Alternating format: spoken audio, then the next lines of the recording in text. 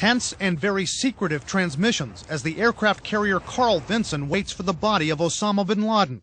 It's May 2nd, 2011. The al-Qaeda leader's just been killed by Navy SEALs. In emails, 2 U.S. Navy admirals use code words to describe bin Laden.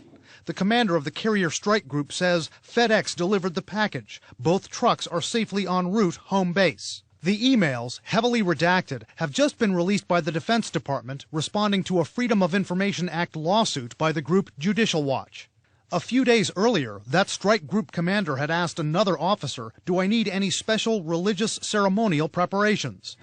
After bin Laden's buried at sea, an admiral describes the scene. Traditional procedures for Islamic burial was followed. The deceased's body was washed, then placed in a white sheet. The body was placed in a weighted bag. A military officer read prepared religious remarks, which were translated into Arabic by a native speaker.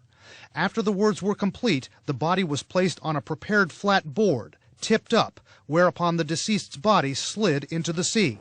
According to the emails, there aren't many witnesses. In response to the question, "Any sailors watched the burial?" the heading of one email says, "Burial, no sailors watched," and another says, "Only a small group of the leadership was informed, less than a dozen total."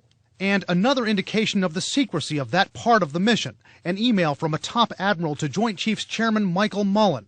The paucity of documentary evidence in our possession is a reflection of the emphasis placed upon operational security. Later, on May 2nd, the deputy commander of that fleet tells the commander of his carrier group, quote, "Thank you and your magnificent strike group for what you did for your country today." Joe. No pictures yet released, but there's still a lot more information, actually, that the Pentagon decided to sort of sit on. Yeah, they're going to sit on this, and who knows when it's going to get out. In a letter to that group, Judicial Watch, a top Pentagon official basically says that all the information on their plans, weapons, intelligence, and sources is going to stay in top secret files. There's a lot about this mission we're not going to know. You know, they were criticized for releasing too much information, but there's just a lot about this mission that we're never going to know.